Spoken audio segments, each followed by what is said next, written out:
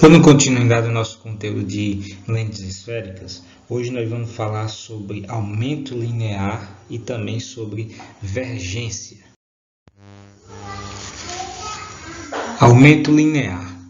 Para nós entender o que é aumento linear, eu vou colocar aqui uma lente convergente com um eixo principal, com o ponto A, ponto F, ponto O, que é o centro óptico, ponto F', o ponto A'.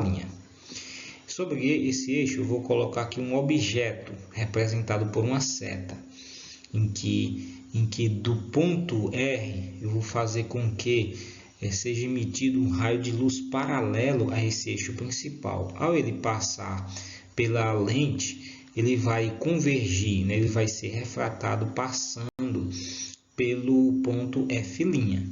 Assim também, se eu fizer com que um raio de luz saia do ponto R passando pelo foco, ele, ao passar pela lente, ele vai ser refratado, né, paralelamente ao eixo principal.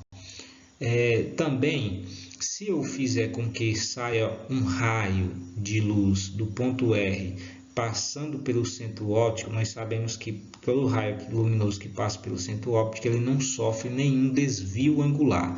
Então, ele vai passar sem sofrer nenhum desvio angular. Então, nesse ponto aqui, eu tenho um cruzamento desses três raios. Então, nesse ponto aqui é onde será formada a minha imagem. A minha imagem, né, nesse ponto R' aqui.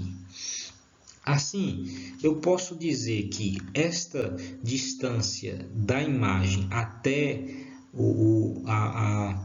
a lente convergente é P'. E a distância entre o objeto e a lente convergente eu chamo de P, né? A distância P.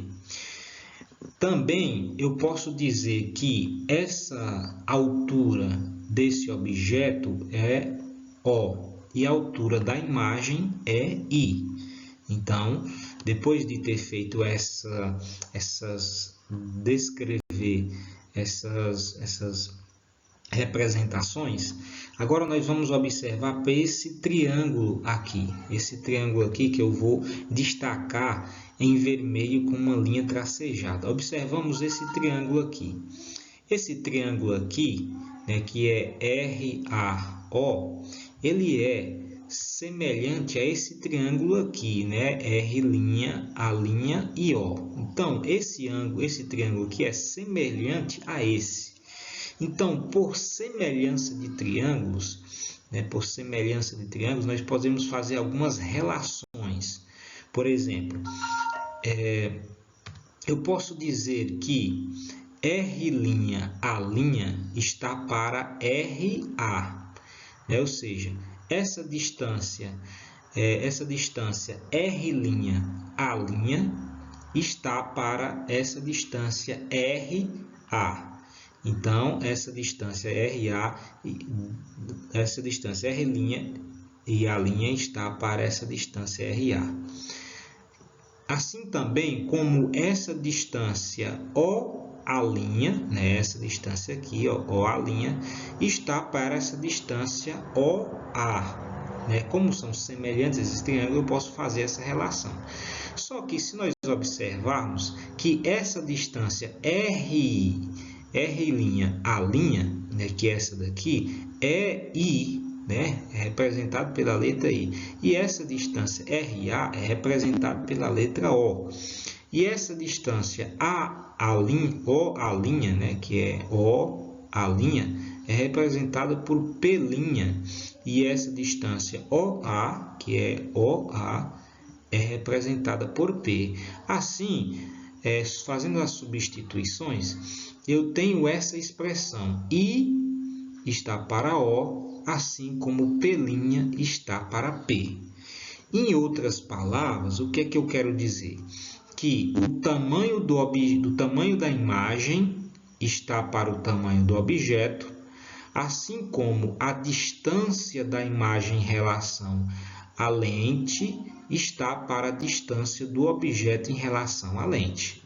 Então, essa expressão aí, através dessa expressão aí, eu tiro há essa outra expressão, que esse A eu denomino de aumento linear. Então, o aumento linear é igual a I sobre O, né? Que também eu posso, depois de ter feito as conversões, né, de sinais através do referencial de Gauss, né, eu posso chegar a essa expressão aqui, que o aumento linear é igual a menos I sobre O, que é igual a P' sobre P. Por que é que esse I vem negativo? Esse I aqui veio negativo por causa do referencial de Gauss, né? Observando que esse objeto, essa imagem, a direção dela está para baixo. Então, se está para baixo, então ela está em direção ao eixo negativo das ordenadas. Então, o I é negativo. Assim, eu chego a essa expressão do aumento linear transversal, né? Aumento linear transversal. Esta é a equação do aumento linear transversal. Então, a partir dessa equação, nós chegamos a duas situações. A primeira situação é quando o aumento linear ele é positivo. Por exemplo, quando o meu A é maior do que zero, eu tenho duas consequências. Quais são elas? Se a imagem e o objeto forem com o mesmo sinal, a imagem é direita. Ou seja, se eles estiverem com sinais iguais, né? Se for positivo e outro for positivo, então a imagem será direita. Ou então, negativo, negativo, a imagem será direita. E, por outro lado, se P, né, que é a distância do objeto em relação à lente, e P', que é a distância da imagem em relação à lente, forem com sinais opostos, o objeto e a imagem têm naturezas opostas. Ou seja, o que é naturezas opostas? Um é real e o outro é virtual, ou vice-versa. A segunda situação é que quando o aumento linear ele é negativo, ou seja, quando o meu A ele é menor do que zero. Então, quando o meu A é menor do que zero, eu posso considerar algumas coisas. Por exemplo, se o I e o O forem com sinais opostos, a imagem é invertida, ou seja, se a imagem e o objeto forem com sinais opostos, a minha imagem será invertida, ou seja, a imagem será formada abaixo do eixo principal. Por outro lado, se meu P e meu P' for com o mesmo sinal, o objeto e a imagem têm a mesma natureza, ou seja, o objeto é virtual e a imagem também é virtual. Ou então, o objeto é real e a imagem também será real. Ou seja, eles vão ter a mesma natureza. Assim também, outra situação a ser considerada, né, outra característica a ser considerada, é quando um módulo de A for maior do que 1. Quando o módulo de A for maior do que 1, a imagem é maior que o objeto. E quando o módulo de A for menor do que 1, a imagem é menor que o objeto. Então, essas são algumas considerações que nós temos que ter sobre o aumento linear. Agora nós vamos ver a vergência. Mas o que é a vergência? Tendo-se uma lente esférica imersa em determinado meio, define-se vergência V como o inverso de sua distância focal. Ou seja, a vergência, uma definição mais rápida, é o inverso da sua distância focal. Então, representando isso numa linguagem matemática, V é igual a 1 sobre F. Ou seja, V, a vergência, ela é inversamente proporcional à distância focal. Assim, a unidade mais usual da divergência no Sistema Internacional de Medidas é a dioptria, né, DI, que resulta no inverso do metro. Por exemplo, eu tenho 1 sobre m, né, o inverso do metro. Se eu rearrumar essa expressão, fica 1 vezes m elevado a menos 1. Assim, essa expressão é igual a 1 DI. Né? Então, 1 DI é a notação, é a unidade usual da divergência no SI.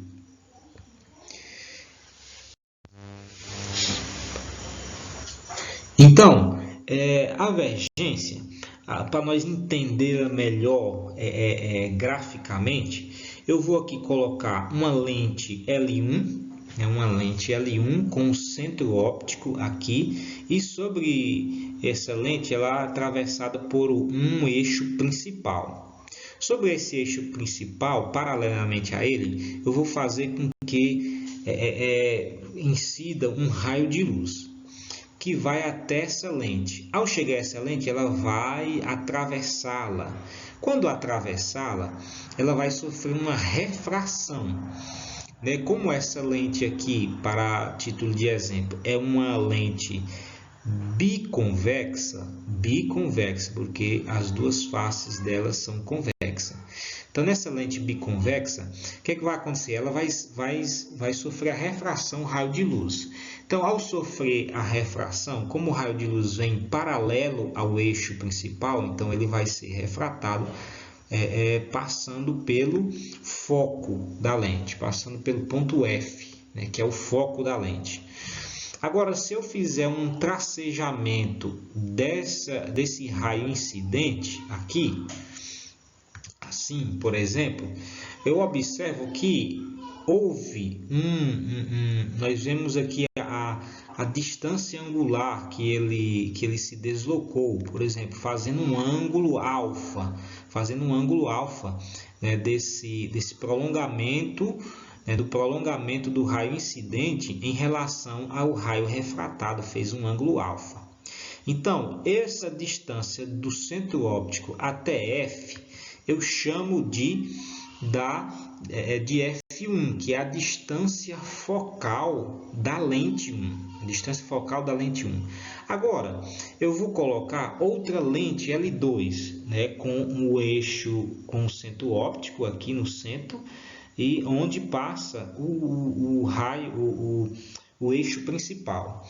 Da mesma forma, eu vou fazer com que incida um raio de luz paralelo a esse eixo. Então, vai ser refratado ao atravessar essa lente L2. Então, o que é que vai acontecer? O raio será refratado passando pelo foco dessa lente. Então, se nós fizermos aqui novamente um prolongamento do raio incidente, nós observamos que ele fez um ângulo beta em relação a esse raio refratado. Então,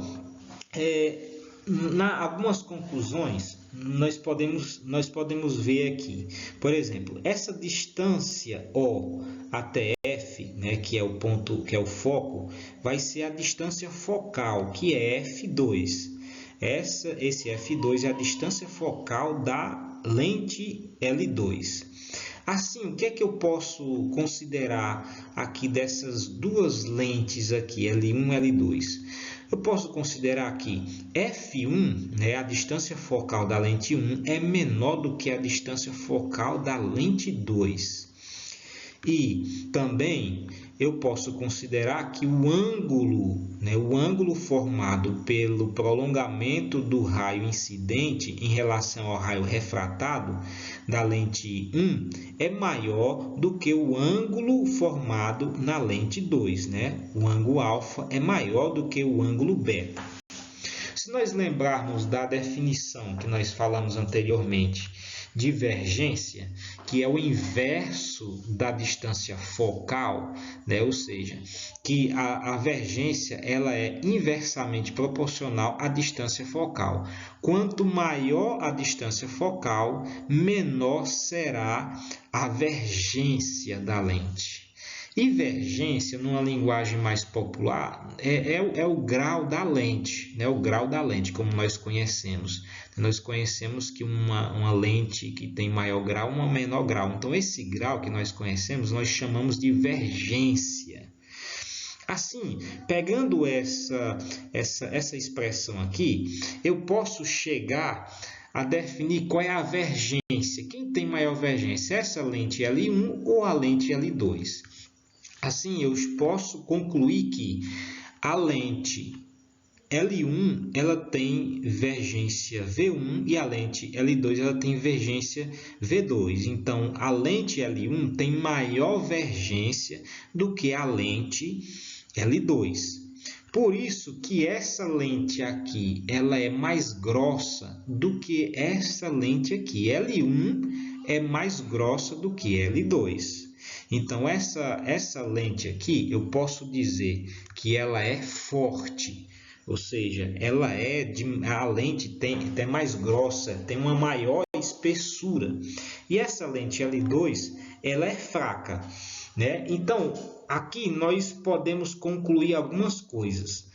Que quanto maior o foco, a distância focal da lente, né, menor será a sua vergência. Então, consequentemente, a lente será fraca.